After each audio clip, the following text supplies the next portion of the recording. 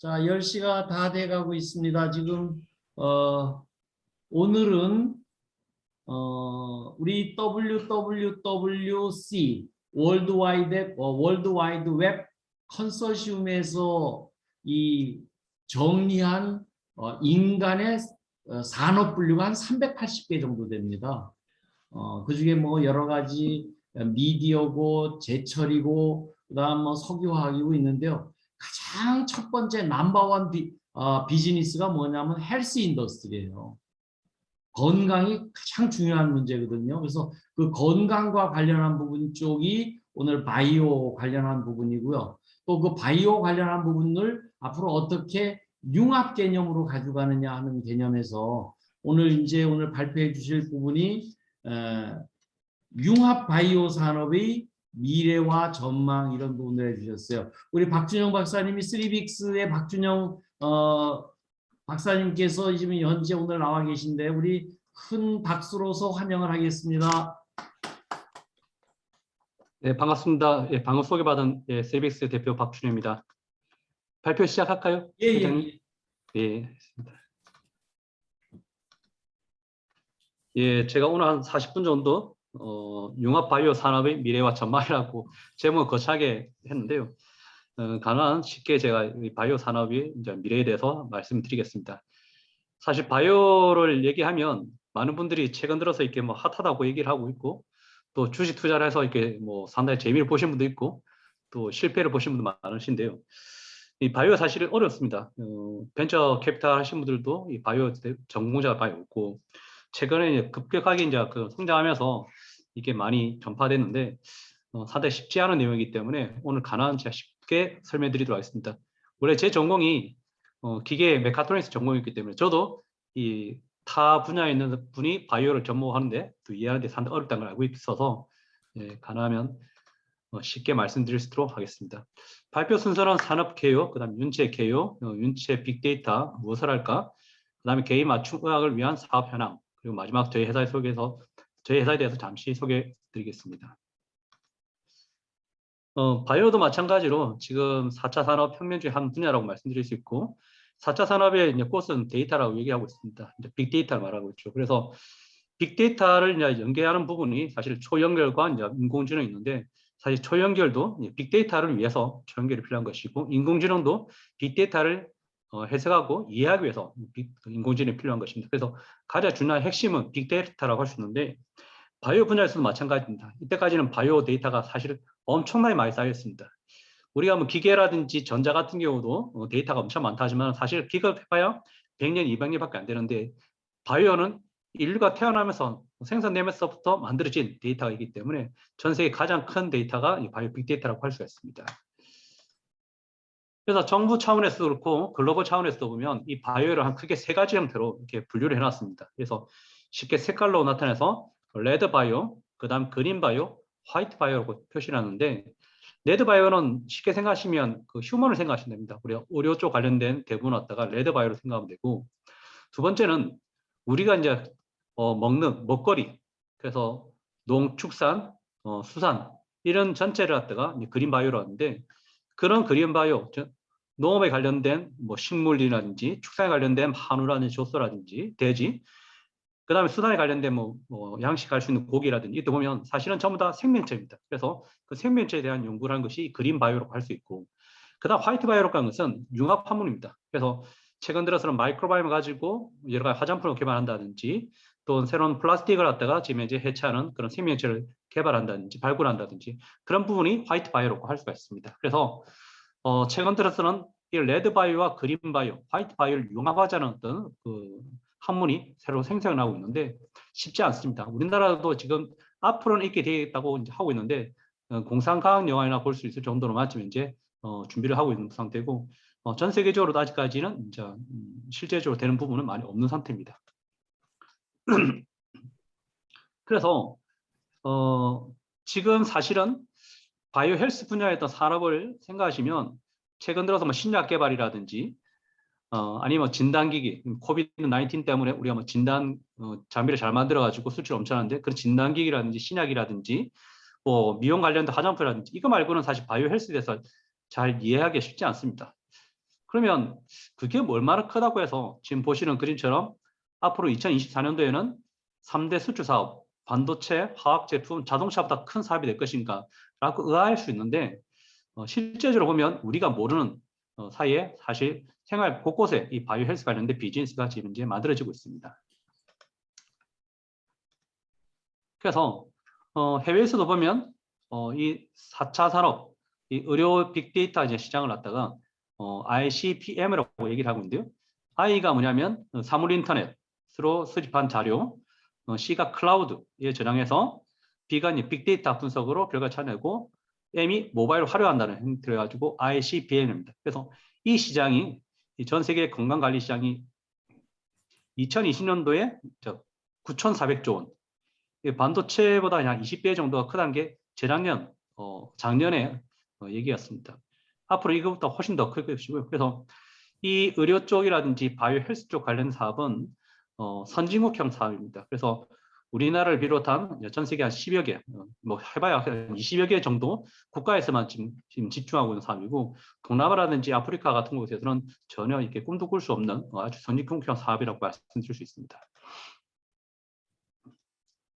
그래서 이런 의료 데이터, 바이오 빅데이터가 어떤 게 있냐면, 지금 보시는 크게 카테고리는 의료 데이터, 그다음 PHR 데이터, 유전체 데이터라고 하는데, 뭐 쉽게 생각하시면 유전체 데이터는 많이 들어보셨을 겁니다. 사람이 유전자가 되어 있으니까 그런 유전자를 말하는 거구나. 그다음에 내 부모님하고 나하고 닮은 게 보면 유전 때문에 닮은 지 알겠냐. 네, 그렇게 이제 쉽게 생각하실 수 있고요. 그다음에 이런 의료 데이터를 가지고 뭐 신약이라든지 의료 소비들도 이제 계속 만들어질 수 있습니다. 그다음에 우리가 하고 있는 뭐 운동 습관이라든지, 옛날에 그냥 단순하게 운동을 했는데 이 사람 체질이라든지 유전자에 따라서 운동을 처방한다든지 또 식이 처방하는 것들, 그리고 건강 컨설팅 이런 것도 이제 바이오 빅데이터 가지고 할 수 있는 어떤 사업들이고요. 최근 들어서는 이제 의료보험 회사들도 이 분야에 엄청나게 끼어들었습니다. 그래서 단순하게 고객 들으라가 뭐 암 보험을 들으라, 뭐 어떤 실비 보도를 들으라고 하는데, 앞으로는 유전자 검사를 해가지고 이 사람이 앞으로 특정 질병에 걸릴 확률이 얼마큼 되니까 이것은 좀 배제하고 질병 보험을 들도록 추천하는 그런 것들 이미 의료보험 회사에서는 벌써 연구를 하고 있고 실제로 이렇게 추진하는 형태도 있습니다. 그 다음에 지금 식품도 마찬가지인데요.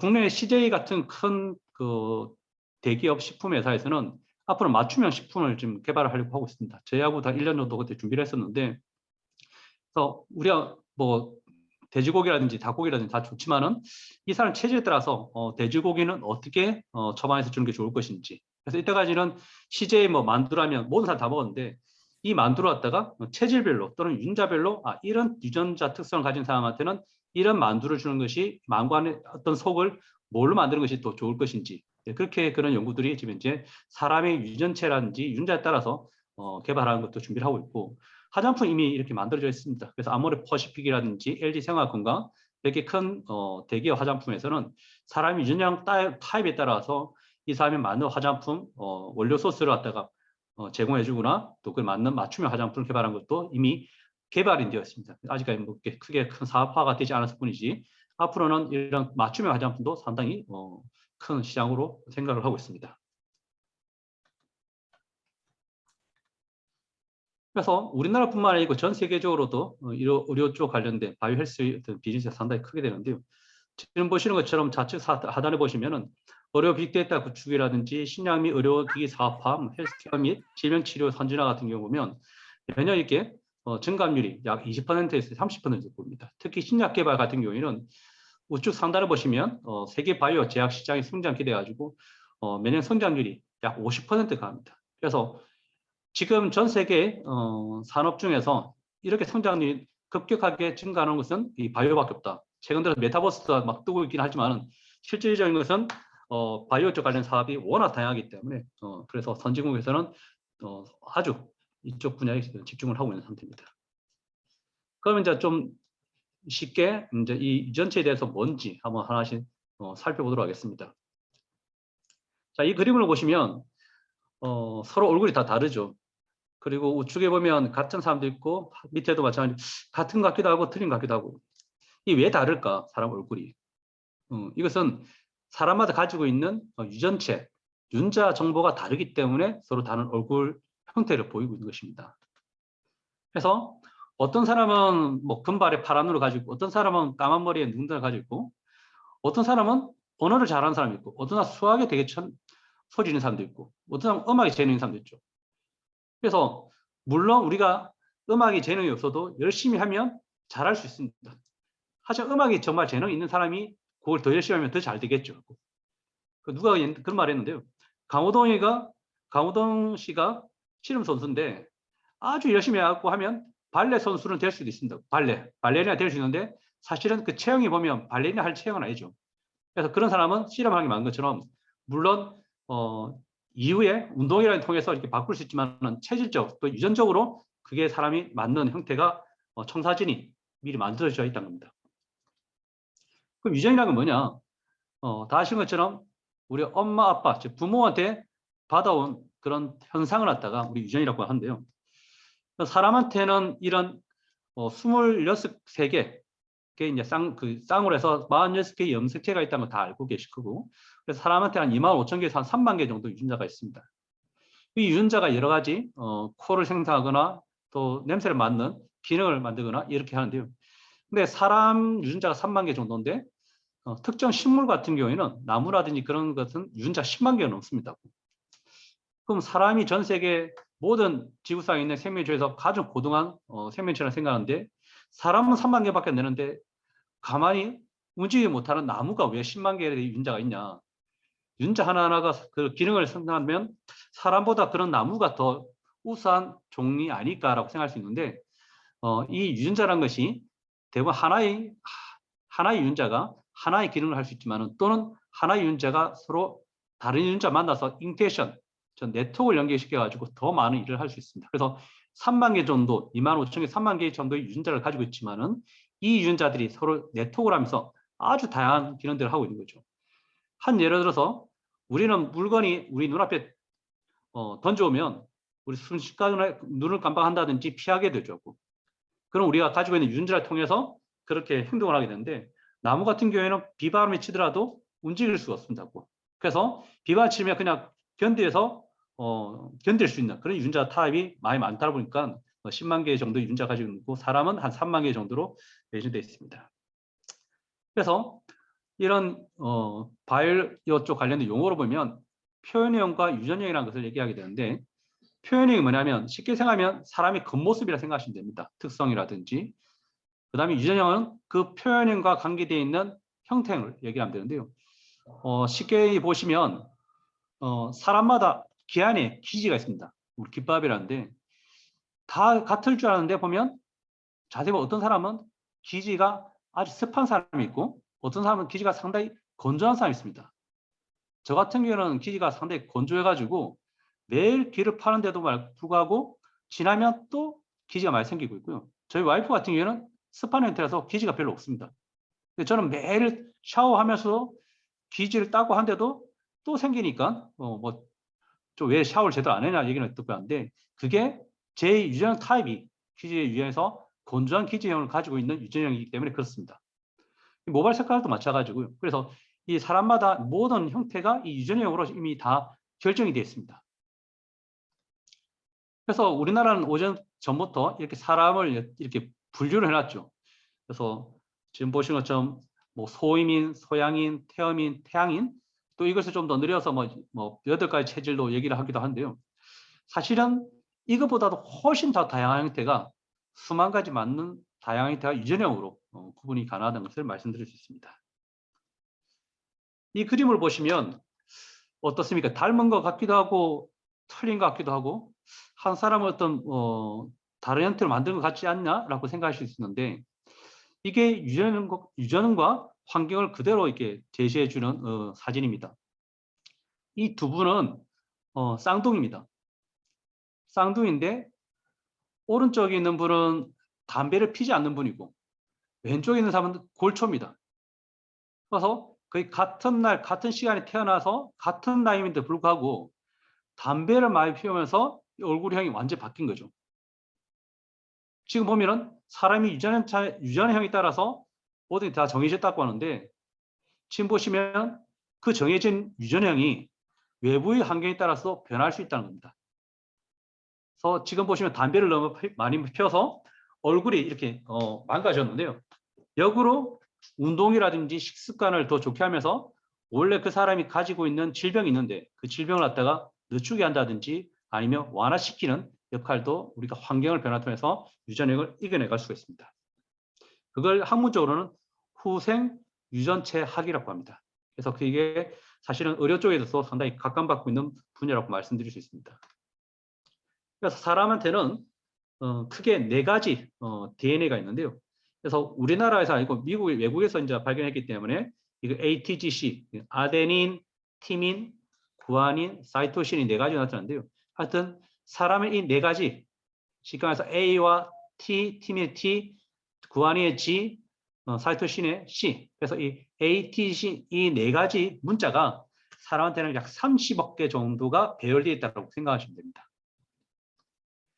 자, 그러면 사람의 유전체라고 했는데 옛날 뭐 중학교 때 몇십 년 전에 공부를 하셨을 거고요. 아니면 안 배우실 수도 있을 것 같습니다. 저도 기억이 없는데 사람한테는 그러면 ATGC라는 그 유전 DNA가 얼마큼 있냐? DNA 얘기를 많이 들었지 않습니까? 지금 보시면은 맨 좌측에 바이러스가 있고 그다음 박테리아가 있고 미생물이 있고 그다음에 초파리가 있고 그다음 사람이 있고 식물이 있는데요. 자, 보시면 사람은 3.2 빌리언 베이스 페어라고 해가지고 아까 ATGC로 된 게 32억 개 정도가 주 나열되어 있다고 생각하시면 됩니다. 근데 지금 작년부터 우리가 상당히 고생하고 있는 코로나 바이러스, 이 코로나 바이러스도 생명체입니다.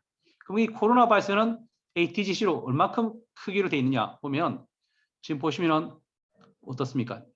0부터 해갖고 29,903, 약 3만 개 정도의 DNA 구성되어 있습니다. 그래서 3만 개밖에 안 되는 자그마한 이런 바이러스가 사람한테 몸에 들어가지고 사람을 죽이거나 건강 악화시키는 그런 일을 지금 하고 있는 겁니다. 그래서 지금 이런 바이러스가 ATGC가 어떻게 구성되는지 그게 어떤 역할을 하는지를 갖다가 지금 계속 연구를 하고 있는 중입니다. 그래서 사람하고 가장 가까이 있는 가깝다고 생각하는 생명체가 우리는 유인원, 원숭이 유를 생각하고 그 중에서도 침팬지가 가장 가깝다고 생각하고 있죠. 그래서 사람하고 침팬지는 약 99.9%가 가까운데 마찬가지로 우리 전 세계 사람들 그 민족 간에도 보면 한국인과 일본 간의 사이, 또 한국과 중국, 또 아시아와 유럽 간의 이런 차이들이 사실은 유전적으로 분류를 할 수 있습니다. 그래서 조금 와닿지 않을 것 같아서 비유로 지금 DNA에 대해서 말씀드리면 지금 우리가 고생하고 있는 코로나 바이러스, 바이러스의 크기는 아까 말씀드린 대로 DNA, ATGC라는 어떤 크기로 나타나면 보통 영어로 된 책을 보면 빡빡하게 그림 없는 책에 보면 한 페이지에 한 22,000개 정도의 캐릭터, 즉 알파벳 숫자로 문자로 되어 있습니다. 그러니까 바이러스는 약 책 한 페이지 정도로 생각하시면 되고요. 그 다음에 미생물, 우리가 알고 있는 박테리아, 우리가 요즘에 뭐 핫하는 유산균이죠. 그런 유산균은 그 미생물들은 이런 2,000자 정도 되어 있는 알파벳이 2,000자 되어 있는 한 페이지가 약 1,000페이지 되어 있는 책 분량이 생각하십니다. 쉽게 생각하면 뭐 성경책 한 권 정도가 미생물이라고 생각하시면 되고 사람은 DNA가 얼마큼 있냐? 아까 32억 개의 어떤 문자로 구성될 때 잘 이해가 안 되실 건데 지금 말씀드린 것처럼 약 1,000페이지 되는 책, 즉 성경책이 1,000권 정도 모아져 있는 DNA라고 생각하시면 됩니다. 그래서 이걸 다 해석을 하는 것이 쉽지는 않겠죠. 한 예를 들어서 우리가 지금 이게 톨스토이와 전쟁과 평화입니다. 근데 이걸 알파벳을 갖다가 띄어쓰기 하지 않고 쭉 나타냈습니다. 그러면 이 내용이 사실은 뭔지 잘 모르겠죠. 근데 우리가 지금 보면서 이게 러시아로 된 건데요. 학교에서는 또 이렇게 영어로 바꾸게 되고 영어에서도 이 단어를 갖다가 띄우기 해야만 이게 무슨 내용인지 알 것입니다. 그래서 해독이라는 것이 그런 부분이고 이집트에 보면 로제타 스탄이라는 거 있죠. 그래서 지금 현재는 사용되고 있지 않은 문자인데 20년, 2000년 전, 3000년에 썼던 이 문자를 보고 우리가 그 상태의 이 문자가 무엇을 의미하는지 지금 계속 해석하는 일들을 하고 있습니다. 마찬가지로 아까 사람은 1000페이지 되는 책이 1000권 정도 있는데 이 문자, 저 노제타 스톤이 요것만 해석하는데도 지금 비서관에 한 1000자 정도 있는데 이걸 해석하는데도 엄청 시간이 많이 걸렸는데요. 사람은 이 노제타 스톤보다 엄청 더 많은 문자로 구성되어 있죠. 근데 그걸 해석하는 것이 쉽지가 않습니다. 그래서 이걸 해석하기 위해서 국제 컨소시엄이 만들어졌습니다. 그래서 그 더 휴먼 지놈 프로젝트라고 해가지고 1990년도부터 2003년도까지 약 10몇 년 동안 전 세계 약 16개국이 미국과 뭐 몇 개 유럽의 국가를 다 포함해서 16개의 국가가 약 10몇 년 동안 돈을 3조 원을 들여서 아까 말 노제타 스톤을 이집트의 상형 문자를 해석한 것처럼 사람의 이런 유전체를 해석을 했습니다. 그때 들은 돈이 3조 원이었습니다. 그래서 이런 방법이었는데 방법 넘어가고요. 자, 그래서 이 3조 원이라는 규모가 또 사실 잘 와닿지 않기 때문에 어느 정도 큰지 말씀드리면, 자, 대우조선에서 대형 LNG 선박이 했을 때 보면은 한 8억 달러니까 우리나라 돈으로 뭐 한 9,600억, 약 1조 원 가까이 될 것이고요. 그 다음에 뭐 대우조선, 현대중공업 있는 뭐 컨테이너 이 큰 배들 보면 이런 큰 배들이 보통 이제 조 단위라고 생각하시면 됩니다. 그럼 3조 원은 이런 배가 3척 정도 만드는데 들어간 돈이라고 생각하면 되죠. 근데 우리가 이 100만 원 가지고 이 컨테이너 선을 만들려고 하면 기껏하면 이런 미니어처 정도밖에 만들지 못할 겁니다. 그래서 20년 전에 컨테이너를 만드는 비용과 지금 컨테이너를 만드는 비용은 많이 줄어들겠죠. 더 기술 좋아지고. 하지만 그 당시 1조 원이 들었던 비용이 20년 전에 1조 원 들었던 비용이 지금 뭐 500억이라든지 1000억 정도 이렇게 떨어지지 않을 겁니다. 기껏하면 20, 30% 정도 떨어질 거라고 생각하는데 만약에 100만 원으로 이렇게 배를 만든다면 이런 실제 형태의 컨테이너를 만들 수 없겠죠. 그런데 바이오 쪽은 어떠냐면 아까 말씀한 것처럼 휴먼 지놈 프로젝트를 하는데 3조 원이 들었는데요. 20년 전에. 지금 현재는 어느 정도면 돈 100만 원 정도면 한 사람의 유전체가 해석이 됩니다. 그리고 옛날 때는 15년이 걸렸는데 이제는 불과 2, 3일 정도, 좀 더 길게 하면은 한 달 정도면은 한 사람의 유전체가 해석이 됩니다.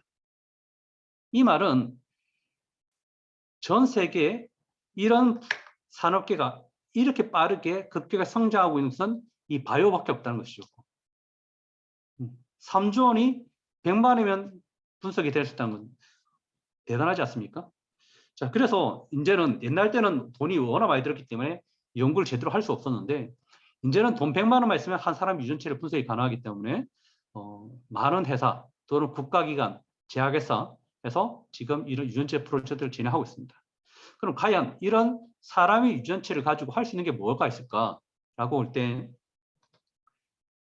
지금 보신 것처럼 우리 조상이 어떤 사람인지 아까 보면 우리가 전 세계 파퓰레이션을 만들 수 있는 거죠. 그래서 우리나라는 지금 대부분 단위 민족이라 가지고 다 같은 얼굴 색깔을 가지고 있고 그렇기 때문에 민족을 뭐 우리 조상을 찾는 거 별로 생각 안 하는데 미국 같은 경우에는 전 세계에서 모인 어떤 국가입니다. 그래서 내가 아프리카 어디에서 내 조상이 있는지, 유럽 쪽에서는 나는 어느 쪽에 국가에 우리 조상들이 살고 있었는지 그런 찾는 것이 이제 상당히 미국에서는 흥미로 위주로 유전체 데이터를 분석하는 경우가 많고요.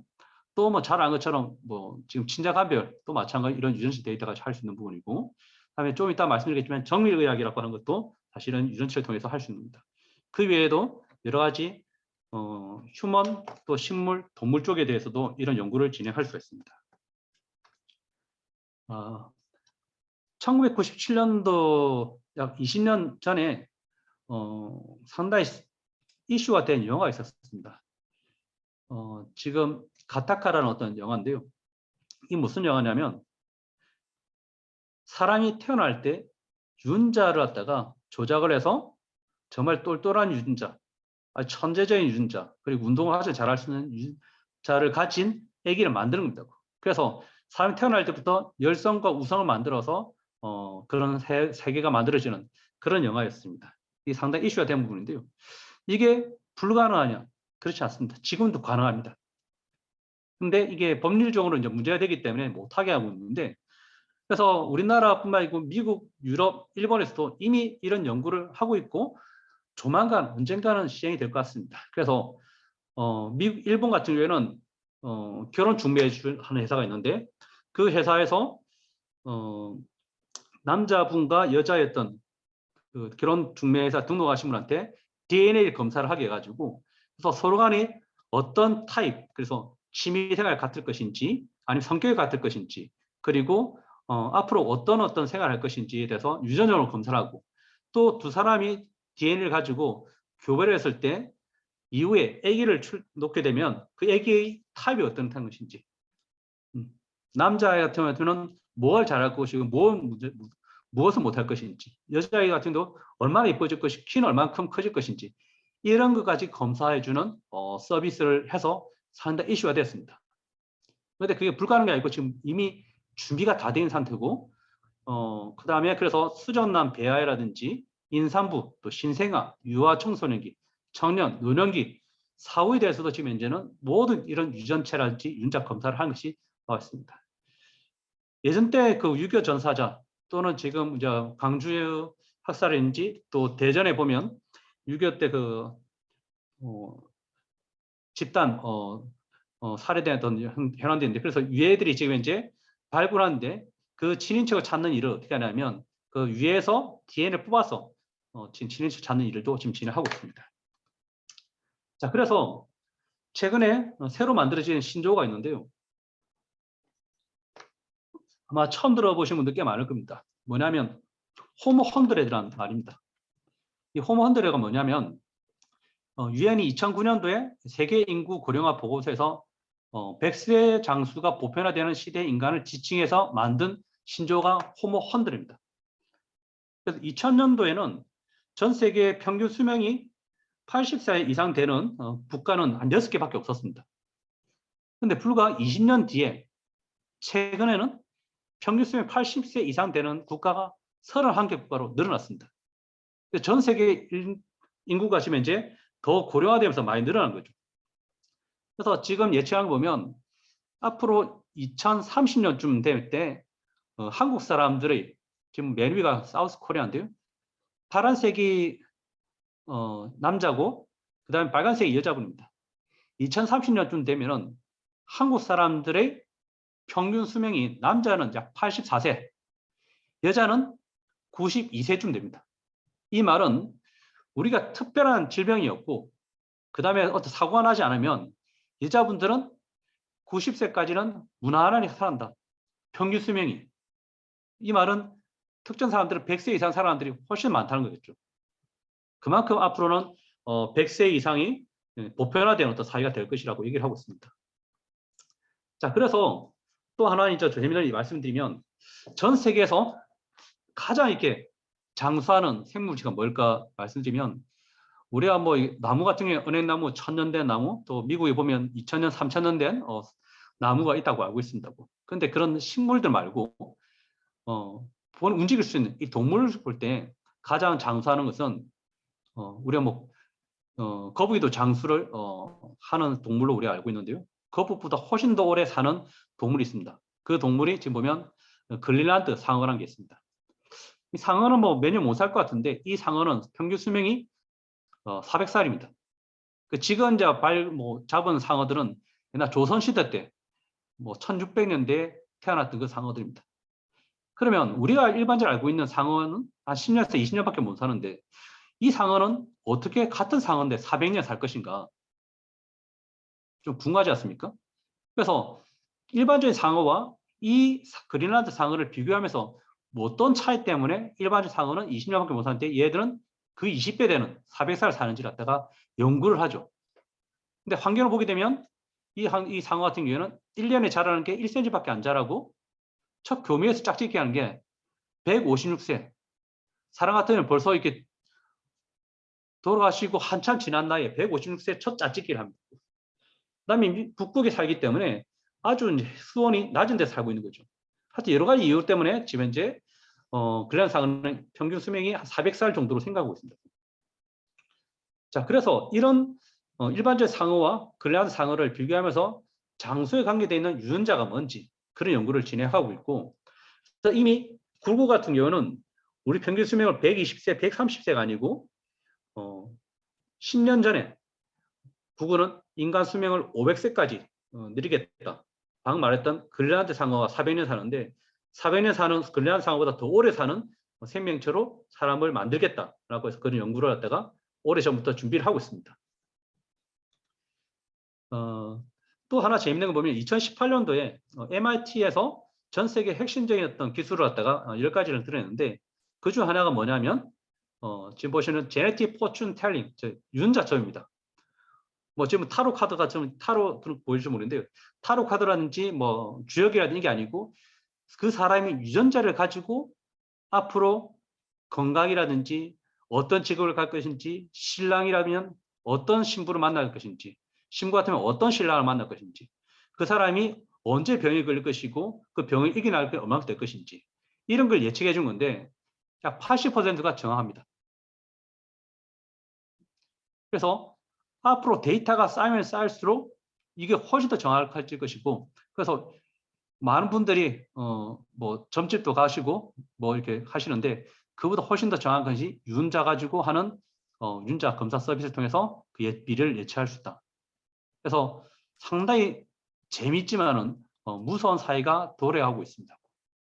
자, 그래서 지금 우리가 점집에 가서 보면 우리가 부당이라든지 신한테 우리 물어보죠. 앞으로 내 삶은 어떻게 될 것인지 물어보는데 요즘 젊은 사람들은 어디에 물어보냐면 그 전에 말씀드린 게 이제 사람에 대해서는 유발 하랄이라고 해가지고 호모 데우스와 이제 호모 사피엔스 책을 읽어보시면 모르는데요. 상당히 재미있는 책입니다. 그래서 호모 사피엔스 사람을 얘기하는데 유발 하랄이가 새로운 단어를 만들었죠. 호모 데우스라고. 사람과 신은 다른데 호모를 데우스, 신과 동일한 형태로 만들어놨습니다. 앞으로는 사람이 신이 될 것이다. 왜 그렇게 되냐면 200년, 300년 전만 하더라도 비가 안 오면 기후제를 지낼 수밖에 없었습니다. 근데 지금 현재는 사람이 기술을 통해 가지고 구름비를 만들고 비를 만들어냅니다. 300년 전에는 서울에서 부산까지 갈 때 아무리 빠르게 간다 해서 파마를 따라갔다가 말을 타고 간다 하더라도 며칠이 걸렸는데 지금 현재는 2시간이면 갑니다. 즉 300년 전에는 전혀 신 말고는 할 수 없는 일들을 지금 현재는 우리 인간이 신의 영역을 도전하면서 하고 있습니다. 그래서 유발 하랄리는 호모 데우스라는 용어를 얘기를 하고 있습니다. 그래서 아까 말씀한 것처럼 많은 분들이 내 인생을 물어보기 위해서 점집을 하게 되는데 젊은 사람들은 점집을 가는 게 아니고 어디에 물어보냐면 구글에 물어봅니다. 그래서 우리 구글에 검색하게 되면 구글은 모든 걸 알고 있다. 구글 신이라고 하고 있는 거죠. 지금 무슨 말이냐면 앞으로는 데이터가 모든 것을 얘기해 주고 있답니다. 유전자점이라고 또 마찬가지로 데이터 기반해서 다 하는 것이죠. 그래서 우리나라도 주역이 보면 그런 데이터에 기반한 통계를 알고 있는데 앞으로 더 정밀한 이런 데이터를 기반으로 해서 전 세계 사람들의 삶을 지배할 것이다 라고 하고 있습니다. 그래서 그 다음에 좀 이제 넘어와서 좀 쉽게 또 개인 맞춤 유형에 대해서 말씀드리면요. 최근 들어서 그래서 사람들한테는 맞춤형 의학, 즉 사람마다 다른 형태의 약을 처방해 줄 것을 준비를 하고 있습니다. 그래서 우리가 쉽게 말하면 나는 어떤 약발이 맞다, 나 약발이 안 됐다 이러는데요. 어떤 사람은 약을 먹었는데 금방 나은 사람이 있는 반면에 어떤 사람은 낫지 않는 부분이 있습니다. 그는 약은 동일하지만 사람마다 받아들이는 형태가 다르기 때문입니다. 그래서 이때까지는 뭐 감기 환자다, 특정 뭐 질병 환자다면 그 병원에서 그 질병 관련된 약은 이 약이니까 이만 처방했는데 이게 아니고 그 사람한테 맞는 형태로 약을 다르게 처방해주는 또 약을 개발하겠다는 것이 프리시즌 메디슨 또는 개인 맞춤 의학이라고 하고 있습니다. 그래서 그는 개인 맞춤 의학을 통해서 할 수 있는 비즈니스가 다양한데 그래서 지금 그걸 통해서 패러다임이 바뀌고 있습니다. 어떤 패러다임이 바뀌냐면 옛날 때는 우리가 병원 가면 환자는 다 다르더라도 질병이 동일하니까 약을 하나만 줬습니다. 앞으로는 사람마다 다른 형태의 약을 할 것이고, 이때는 노화는 어쩔 수 없었죠.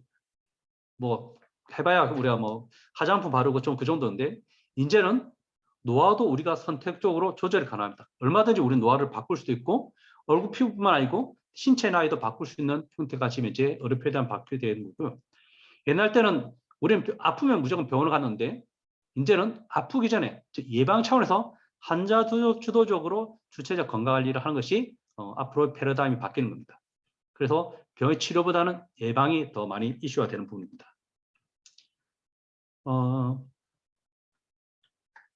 그래서 지금 보시면 2008년도에 10몇 년 전에 나왔던 건데요. 그래서 모든 부분에 대해서 우리는 유전자가 관리되어 있고, 그다음에 상당히 이슈됐던 논란됐던 것이 아까 전에도 타카다에서 말씀드렸는데 맞춤형 아기를 만들 수 있다는 겁니다. 그래서 우리 애는 좀 IQ는 좋고 머리 색깔은 좀 금발이면 되게 좋겠고, 그다음 키는 한 180 정도로 컸으면 좋겠고, 체형은 뚱뚱하지 않으면 좋겠다. 맞춤형 아이를 만들겠다는 것이 이슈였고요. 사람은 지금 안 되지만 동물이나 식물 쪽은 지금 가능합니다. 저희도 축산가와 같이 해가지고 이런 연구를 진행했었고, 그래서 송아지 때 이 송아지가 젖소에서 나중에 크게 되면 얼마큼 우유를 많이 생산할 수 있는 젖소인지, 어떤 우유, 품질 좋은 우유를 만들 수 있는 젖소인지를 갖다가 송아지 때 또는 어미 뱃속에 있을 때, 태아할 때 판별할 수 있는 그런 기술도 같이 개발한 적이 있습니다. 그래서 많이 들어보셨지만은 안지넬라 조리 같은 경우에는 어머니와 이모가 유방으로 사망했는데 자기도 보니까 그런 유방 관련된 유전자를 가지고 있는 거죠. 그렇게 해서 나도 이제 유방에 걸릴 수 있으니까 아예 없애버리겠다 해가지고, 그래서 유방을 절제해가지고 이슈가 됐던 게 있습니다. 그런데 지금 현재는 우리가 많은 사람들이 유방에서 암이 생길 때 유방암이라고 했고, 폐암 같은 폐에서 암이 생길 때 폐암이라고 했는데, 이제는 그게 아니고 사람의 유전자 3만 개의 유전자가 있는데 그 유전자 중에서 어떤 유전자가 문제되었을 때 폐암이 걸리고, 또는 그 유전자가 잘못될 때 폐암뿐만 아니고 유방암이나 전립선한테 걸릴 수 있다. 그래서 유전자 기반의 암을 지금 제시를 하고 있고, 그런 연구를 많이 활발하게 하고 있습니다. 그래서 미국도 지금 보면 94년도만 하더라도 약 부작용 때문에 10만 명 이상이 사망했는데 잘 모르죠. 우리나라도 마찬가지로 지금 이제 약 부작용 때문에 사망해서 꽤 많은데 불구하고 잘 모르고 있습니다. 그리고 지금 백신도 마찬가지로 백신 때문에 상당히 많은 사람들이 고생하고 있는데, 그래서 백신 같은 경우에는 정상인을 대상으로 개발하기 때문에 모든 사람들이 맞더라도 원래 문제가 없이 개발돼야 되는데, 그러려면 임상 기간이 상당히 길어야 되고 임상을 많이 해야 되는데, 지금 코비드는 워낙 위급한 상황이기 때문에 그렇게 못하고 있는 거죠.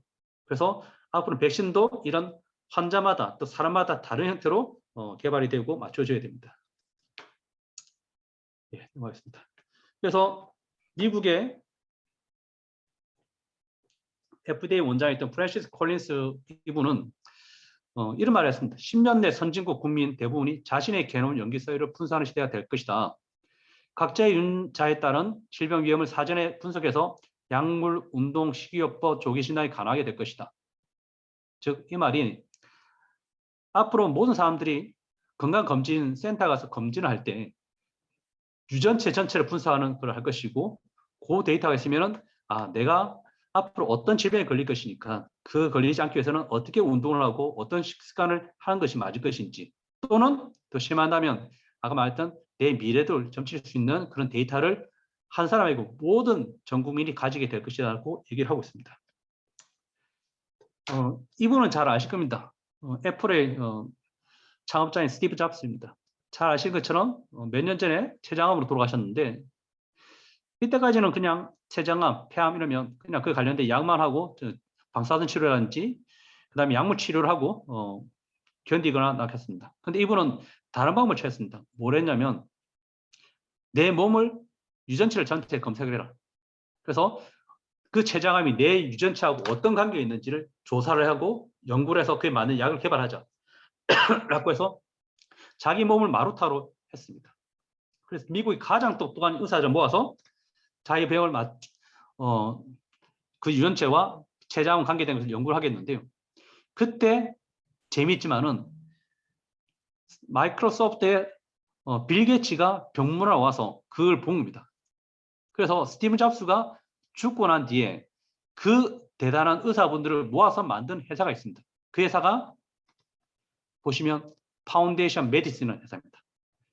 그래서 예전에는 폐암이라면 그냥 폐암에 있는 암이었으니까 암을 낫으려고 했는데 그 원인이 뭔지, 어떤 유전자를 통해서 문제가 생겨가지고 암이 만들어졌는지 그 연구를 계속 하도록 했고, 그 사람들을 모은 회사를 파운데이션 만들어가지고 그걸 통해서 돈도 지금 이제 엄청 번 상태입니다.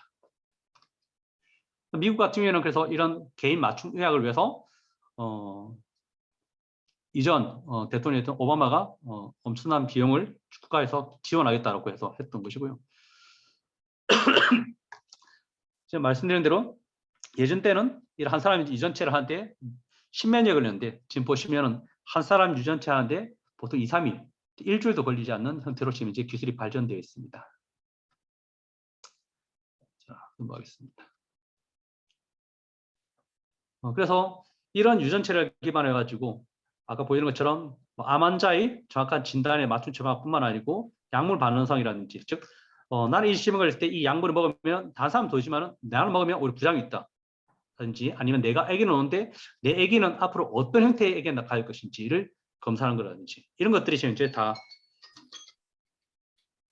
파악을 할 수 있습니다. 그래서 미국도 100만 명의 유전체 프로젝트를 하고 있고, 영국 같은 경우에도 10만 명의 유전체 프로젝트를 하는데, 미국과 영국의 차이가 뭐냐면, 미국은 일반인을 대상으로 한다고 했을 때 영국인은 희귀 유전자, 즉 유전 질환을 가지고 있는 사람들 5만 명 유전체를 분석을 합니다. 이때까지는 사실 유전 질환을 가진 사람들을 보면 약이 없었습니다. 원인도 몰랐습니다. 그냥 어르신들 말로는 야, 이거 하늘이 벌레인 거 아니냐라고 할 정도로 유전 질환에서 문외한했습니다. 근데 우리가 유전체를 분석하면서 이게 어떤 유전자가 문제 생겨서 그런 희귀 질환을 가지고 있는지를 갖다가 파악을 합니다. 최근에 우리가 주변 사람들을 볼 때는 유전 질환 가진 사람 별로 없지만은 TV를 통해서 한 번씩 보게 됩니다. 예를 들어 농구 선수인데 고인병에 걸리다든지, 이건 또 보면 다 유전 질환입니다. 그래서 영국에 있는 그런 유전자에 문제된 유전 질환 가지고 있는 5만 명과 정상의 5만 명을 대상으로 해가지고 왜 그 유전 질환이 만들어지는지를 갖다가 연구를 하고 거기다 지금 이제 10년 정도 진행을 했습니다. 핀란드 같은 경우도 핀란드 국민이 한 500만 명이 되는데 약 10%, 약 50만 명의 유전체를 분석해가지고 핀란드인들이 주로 걸리는 질환이 뭔지를 파악하고 그에 예방하는 프로젝트를 핀란드에서 진행하고 있습니다. 두바이 같은 경우에는 지금 두바이는 워낙 크게 다양한 비즈니스 하고 있는데요. 대부분 경제 쪽이라든지 금융 쪽으로 이렇게 또 많이 했지만, 최근 들어서는 두바이가 앞으로 큰 비즈니스를 갖다가 바이오 헬스 쪽으로 생각하고 포커싱해서 큰 돈을 투자한 게 뭐냐면 두바이의 유전체를 분석합니다. 두바이 인구가 별로 안 되다 보니까 두바이 국민뿐만 아니고 두바이에 살고 있는 외국 시민들, 즉 시민권자들까지 다 포함해서 약 300만 명의 데이터를 다 분석하겠다는 그런 큰 프로젝트를 지금 진행을 하고 있습니다. 그래서 이런 그 프로젝트들이 지금 이제 상당히 많이 하고 있고요. 이걸 하게 되면 어떤 시냐면, 예를 들어서 지금 그림 보시면 좌측에 위에서 뭐든 물체에 떨어지면 야 조심해, 이 정도인데, 이런 유전체 데이터, 정밀의학 데이터를 가지고 하면 지금 당신 머리에 떨어지는 물체가 있는데 그 물체의 크기는 얼마고 무게는 얼마고 언제 뒤에 떨어질 거니까 피해라, 이렇게 자세하게 얘기해 줄 수 있는 것이 최근에 만들어진 정밀의학이라고 할 수 있습니다. 하나 인포그래픽스로 말하면, 현재까지는 우리가 서울대라든지 삼성의료라든지 명의를 찾아가면 질병을 잘 고칠 수 있는 그런 형태였습니다. 근데 이제는 그 명의를 찾아가지 않더라도 저 지방인 의사도 전 세계 많은 의사들이 연구했던 그런 데이터를 기반으로 해가지고 예측하고 진단할 수 있는 그런 기술이 앞으로는 프리시전 메디슨이라고 제시할 수 있습니다. 자, 넘어가겠습니다. 그리고 국가 차원에서도 그랬는데요. 아스트라제네카 같은 이제 큰 제약회사 같은 경우에는 제약회사 차원에서도 약 200만 명, 국가 차원의 어떤 프로젝트를 갖다가 진행하고 있는데, 이 제약회사는 이런 사람의 유전체를 분석하면서 사람이 가지고 있는 유전 질환이 뭐고 또 어떤 질환이 무슨 원인 때문에 그 병이 걸리는지를 파악을 해가지고 그 맞는 처방을, 약을 개발하겠다라고 전 세계 가장 먼저 200만 명 진료 프로젝트를 제약회사 차원에서 지금 진행을 하고 있습니다. 또 미국에서는 큰 국가기관에서 이런 사람의 유전체 데이터를 공개하는데 3페타바이트, 즉 3000테라바이트 데이터를 공개를 해놨습니다. 그래서 쓰고 싶으면 쓰라고 하는데 사실은 아무리 IT가 좋고 네트워크 속도가 좋다 하더라도 우리가 3000테라바이트를 다운받을 수도 없고 그걸 저장할 만한 데이터가 없기 때문에 사실은 저희가 그냥 볼 수밖에 없는 형태입니다. 그래서 외국도 마찬가지로 여러 가지 국가 차원에서 큰 프로젝트를 하고 있는데 우리나라도 지금 보시면 바이오 헬스 관련돼갖고 다 투자를 엄청 크게 하고 있습니다. 이것은 바이오 쪽 관련된 것은 뭐 20년이 아니고 지금 최근 들어서 상당히 그 활성화된 분야고 그러다 보니까 옛날 경부고속도로를 처음에 국가 차원에서 닦고 난 뒤에 여러 가지 도로가 만들어지고 한 것처럼 이것도 국가 차원에서 큰 사업을 진행하고 있습니다. 그래서 5대 빅데이터 플랫폼 구축 사업이라서 국가 통합 바이오 빅데이터, 그다음 데이터 중심, 그다음 5개 빅데이터 구축 사업을 하고 있고요. 그중 가장 큰 한국인 100만 명 윤체 프로젝트를 또 진행을 하고 있습니다. 100만 명 지원 프로젝트는 그래서 그 사람의 한국인 100만 명에 대해서 윤체 시퀀싱도 하고 그걸 기반해서 뭐 희귀 질환 연구라든지 아니면 뭐 신약 개발이라든지 이런 것을 하겠다는 큰 사업이고요. 그래서 이 사업이 내년, 후년 2023년도부터 진행될 것인데 워낙 큰 사업이기 때문에 사업비가 지금 보시는 9,788억, 약 1조 정도 되는 사업입니다. 그래서 시범 사업을 진행을 하고 있고 이 시범 사업 중에서 크게는 이제 시퀀싱, 즉 사람 유전체 시퀀싱을 하는 사업이 있고 하나는 그 데이터를 통합 관리하고 분석하는 사업이 있습니다. 그래서 저희 회사가 2019년도 말부터 올해까지 2년 연속으로 국내에서 유일하게 이런 헬스케어 빅데이터를 분석하고 관리하는 시스템 구축 사업을 진행하고 있습니다. 그 다음에 한국인 암 환자 약 300만 명의 데이터를 또 다 모으는 사업들을 하고 있는데요.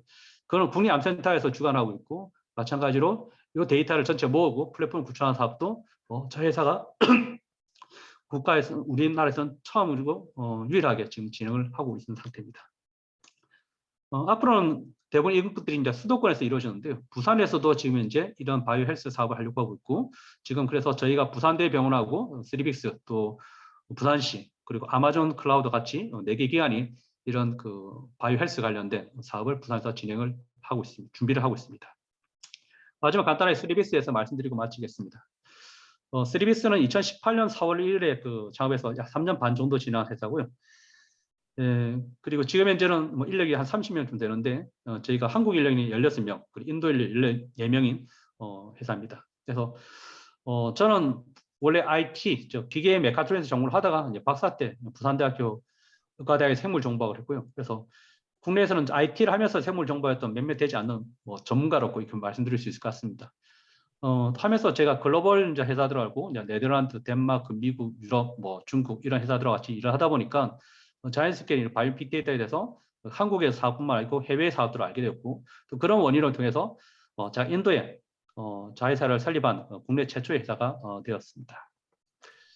저희 핵심 멤버들은 지금 보시는 것처럼 경영 전문 3명 빼고 나머지 인력들은 전부 다 리서치입니다. 그래서 약 90%가 리서치 인력으로 되어 있고 리서치가 이제 비즈니스 된다는 어떤 제 생각하에 저희 좋은 인력들을 가지고 일을 하고 있습니다. 저희가 좀 바이오 빅데이터를 가지고 여러 가지 말씀드렸던 빅데이터 플랫폼도 구축하고 있지만 최종적으로는 그런 빅데이터 기반을 갖고 신약도 저희가 발굴하고 있고요. 지금 보시는 것처럼 치주질환 치료제, 항암 치료제, 호흡기 치료제부터 다양한 어떤 저희 후보 물질을 발굴했는데 이게 세포 실험까지는 다 완료된 물질들입니다. 그래서 바이오 빅데이터를 기반으로 해서 여러 비즈니스를 하는 회사를 말씀드릴 수 있고 저희가 리서치가 중심이기 때문에 지난 3년 동안 약 30여 편 넘는 논문을 투고했습니다. 그래서 아마 이 정도는 국내에서 그 최고 연구를 많이 하시는 교수님 정도 되는 연구실에서 이 정도 실적을 가질 수 있지 않나 싶을 정도로 저희는 연구를 많이 집중하고 있습니다. 최근에 저희 같이 하고 있는 그 협력기관들이 보면 병원들은 서울대 치료의학대학원, 유아시아대학교 의료원, 부산대학교, 최근에는 종근화 바이오하고 마이크로바이옴 치료제 개발에 대해서 같이 준비를 하고 있고 그 다음에 뭐 제약회사 또 화장품 회사 같은 경우는 LG생활건강과 TS트리온 같은 것과 같이 진행하고 있습니다. 마지막으로 이제 어제 저희가 기사가 났는데 원래 한 달 전에 기사 내려고 했는데 미국의 아마존에서 이제 본사 다 기사를 체크하고 난 뒤에 됐다고 해서 어제 최종 기사 떴습니다. 그래서 네이버에 3빅스 찾아보시면 아마존 웹 서비스와 바이오헬스 빅데이터 플랫폼 개발한다고 오픈되어 있고, 국내에서는 저희가 처음으로 또 유일하게 아마존과 손잡고 이런 바이오 빅데이터 플랫폼을 개발을 진행했고, 앞으로 더 크게 만들 계획을 가지고 있습니다. 예, 이상으로 마치겠습니다. 예, 감사합니다. 제가 우리 기술독립군에서 유니콘으로 할 수 있는 회사 중에 하나를 지금 사실 하고 있는 게 우리 쓰리빅스입니다. 그런 측면 입장에서는 굉장히 앞으로 바람직한 부분이고요. 우선은 제가 좀 안내를 좀 드리고 싶은 게, 이게 바이오 부분이 굉장히 큰 부분이고 좀 어려운 부분이지만 꼭 가야 될 부분이거든요. 그래서 사실은 인간이 돈이 아무리 많으면 뭐예요? 무병장수하는 부분이 전제가 되는 부분에서 앞으로 굉장히 중요한 부분이 되고요. 우선은 제가 카톡방을 지금 저희들이 유전자라고 해서 카톡방을 만들어서 한 4명이 움직이고 있는데, 거기에 같이 참여를 하실 분은 개인톡을 주시면은 제가 이 부분에 우리 박준영 박사님하고 같이 할 수 있도록 좀 하겠습니다. 우리 앞으로 100세 시대 이상을 살아갈 수 있을 정도의 아프지 않고 할 수 있는 게 굉장히 중요하거든요. 그래서 그런 측면에서 이걸 좀 해주시면 좋겠고요. 채팅 오신 게 지금 본 프로젝트, 차석근 대표님이 본 프로젝트가 소수 전문가가 주도할 수 있을 것으로 보는데 C3 어떤 전문가가 참여 가능한 분야를 소개하실 수 있나요? 이렇게 얘기가 들어왔어요. 그래서 결국은 이 얘기도 결국은 빅데이터의 문제이기 때문에 결국은 이런 부분을 전부 우리가 블록체인 기반이라든가 이런 부분으로 할 수 있는 부분을 앞으로 할 수밖에 없을 것 같아요. 그래서 그런 부분을 우리 기술독립군에서 앞으로 체계적으로 계속 접근을 하려고 하고 있습니다.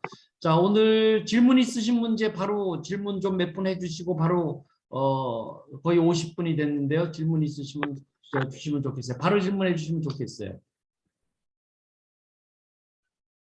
너무나 설명을 잘 해주셔가지고 그냥 저 질문 안 하셔도 다 아셨나 보네.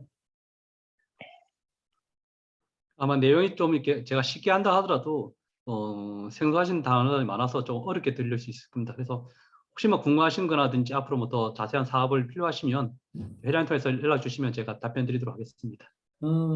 그렇게 우리 카톡방 유전자라고 카톡방 우리 돌아가는 부분이 있으니까요. 거기 제가 참여를 시켜드릴게요. 그래서 그렇게 하시면 될 것 같아요. 원래 어떤 한 분야 들어가면요. 용어에서 일단 막혀요. 그렇죠? 그러니까 이게 의사끼리 얘기하는데 일반인이 못 알아듣잖아요. 용어를 모르거든요. 저기 피부과 의사끼리 얘기하는데 내과 의사가 그거 못 알아듣습니다.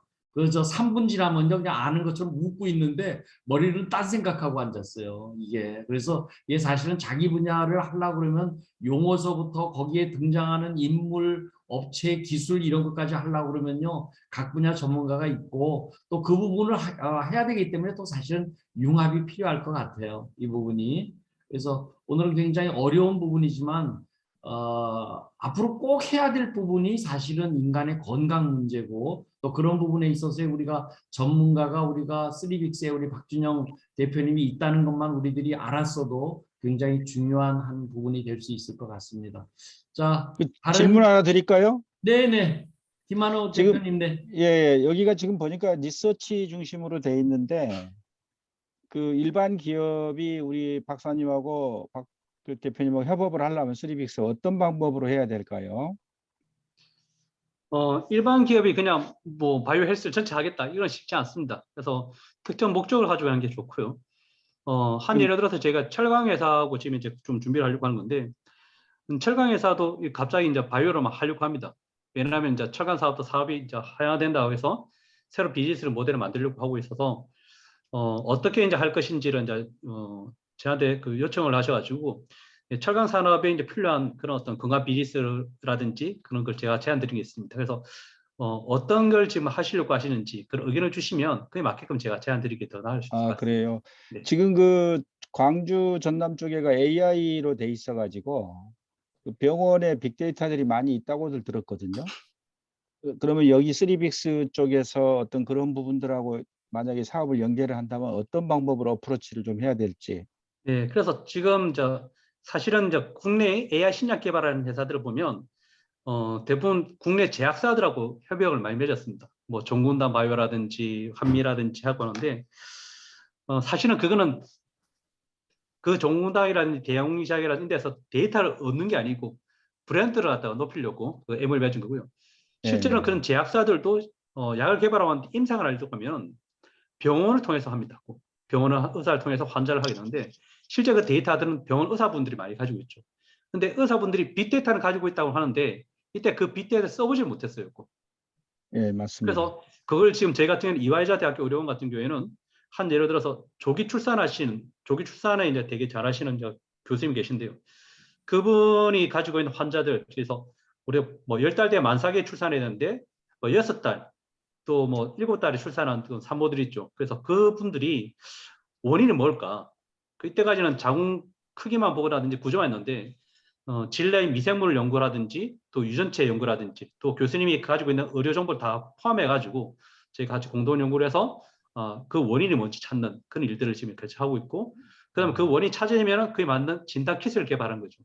그리고 그 진단 키트 개발되면 그에 맞는 약을 개발하는 것까지 지금 같이 진행하고 있습니다. 그래서 광주에서도 지금 AI 쪽 관련돼서 엄청난 많이 예산이 쏟아지고 있는 거 알고 있고, 화순 전남병원에서 하고 있는 거 알고 있는데, 국내 삼성의료원이라든지 아산병원이라든지 서울대병원에 있는 교수님들도 의료 데이터는 많이 가지고 있지만 그걸 유전체 데이터하고 연계시키는 것은 아직까지 잘 하기 힘든 부분이 있습니다. 그래서 지금 저희도 서울대병원하고 같이 하는 것이 그런 이유 때문에 같이 하고 있습니다. 예, 예, 감사합니다. 결국은 이게 데이터 문제예요. 데이터 오늘 얘기한 의료 문제라고 그러더라도요. 이게 빅데이터의 문제고요. 데이터 러쉬의 문제입니다. 이게 이제 엄청나게 그 부분이 나타나고 있기 때문에 우리 정경자 단장님께서 치매 예방 관련 프로젝트 정보 궁금하시다고 그랬는데 작게 코멘트 좀 해주실 수 있는가요? 치매 같은 경우에는 이제 전 국가 차원에서 엄청난 이제 관심 가지고 있는 상태고요. 우리나라에서는 지금 이제 조선대학교가 이제 국가 치매 사업 단을 돼 있어가지고 한 10년 넘게 치매 데이터를 많이 모은 상태입니다. 그래서 각 병원마다 치매를 많이 하고 있지만은 그 조선대학교에 가장 많은 데이터를 가지고 있고, 그래서 조선대학교 같은 경우에는 치매 환자 치매 환자 대기 전 데이터부터 해갖고 진행되는 과정까지 많이 가지고 있습니다. 그래서 그런 데이터를 개발해갖고 이제 진단하는, 약은 아직 전 세계에 개발된 게 없기 때문에 치매 원인이 뭔지, 그래서 빨리 치매를 찾는 일들을 지금 이제 진행하고 있습니다. 그래서 예전 때는 MR을 장비를 가지고 분석을 했을 때 잘 안 나왔기 때문에 패치라는 양성장 기기 있습니다. 그래서 우리나라 한 20대 정도 였는데 패치 장비를 하게 되면 치매의 진행 상황이라든지 진행 상황을 파악할 수 있습니다. 그래서 그걸 이용을 하든지, 최근 들어서 그럼 돈도 많이 들고 비용이 어려우기 때문에 국내 AI 진단 기기 회사들이 MRI 데이터를만 가지고 이 사람의 치매가 진행 중인지 언제 진행될 것인지 이제 판별하는 그런 어떤 기술 개발하는 회사들도 좀 남아 있습니다. 그리고 국가 차원에서는 하여튼 치매 관련되고 진단 기기부터 치료학 개발까지 상당히 많은 비용들이 지금 이제 국제 연구 과제로 지원을 하고 있습니다. 예, 우리 오늘 이 자리에 우리 최혜식 교수님이 나오셨습니다. 잠시 오늘 자기 얘기하고 잠깐 인사소개 좀 하시죠. 안녕하세요. 오늘 웨비나에 참석하신 모든 전문가님들 반갑습니다. 만나뵈어서 제가 사실 그동안 정 회장님하고 간접적으로 여러분 교류를 했는데 오늘 특별히 저를 초대 좀 해가지고 저기 나왔습니다. 그래서 오늘 이 웨비나를 통해서 저도 인사이트를 많이 얻고, 특히 박 대표님 여러 가지 앞으로 미래 바이오 산업의 발전을 위해서 깊은 여러 가지 연구 자료 또 인사이트 이런 거 감명 깊게 잘 들었습니다. 이런 기회를 통해서 서로 소통하고 교류해서 서로 시너지를 낼 수 있는 소통으로 열심히 노력해 보겠습니다. 감사합니다. 네. 이렇게 현장 오늘 나와주셨고요. 우리 이광식 대표님이 루게릭 관련 정보 궁금한다고 그러는데 우리 사모님이 루게릭이라고 그러는데 그 얘기 우리 간단하게 하고서 끝내도록 하겠습니다. 사실 이제 희귀 질환은 기존에는 어떤 원인이 몰랐고 치료제 없었는데요. 지금 우리나라에도 마찬가지, 유럽도 마찬가지 희귀 질환 쪽에 대해서는 상당히 연구를 많이 진행하고 있습니다. 그런데 희귀 질환은 다른 질환하고 다르게 말씀드린 대로 아까 유전체 데이터가 필수적입니다. 왜냐하면 유전적으로 문제가 생기기 때문에. 그래서 그런 연구를 글로벌하게 진행하고 있고, 글로벌 제약사들이 또 가장 관심 가지는 분야가 희귀질환입니다. 왜 그러냐면 다른 약은 사실 임상을 거쳐서 결과가 내는데 아주 시간이 많이 걸리고 또 식약처 허가가 받는 게 아주 어렵습니다. 그런데 희귀질환 같은 경우에는 우리나라뿐만 아니고 모든 나라에서도 우선순위로 해준다. 지금 코비드 19 같은 경우도 임상을 다 하진 않더라도 치료를 이제 승인해 준 것처럼 희귀질환은 정부 차원에서 빠르게 승인해 주려고 하고 있습니다. 그렇기 때문에 아직까지 뉴겔이 관련되는 정확한 어떤 그런 치료제는 없지만은 그런 연구를 한 그룹들이 더 많이 생겨질 것이고 조만간 그 관련된 치료 개발도 되지 않겠나 생각하고 있습니다. 네, 감사합니다. 우리 앞으로 이 의학 문제라든가 이런 앞으로 전망이라든가 이런 부분은 카톡방에서 우리 박준영 대표님께 질문하시면은 그냥 바로라도 숏컷을 좀 할 수 있을 것 같아요. 자, 오늘 하여튼 시간이 다 돼서 짧은 시간 내에 이렇게 앞으로 우리 융합바이오가 간다는 얘기로 우리 오늘 좋은 말씀 들었습니다. 우리 박준영 대표님께 박수하면서 끝내도록 하겠습니다. 네. 감사합니다. 네.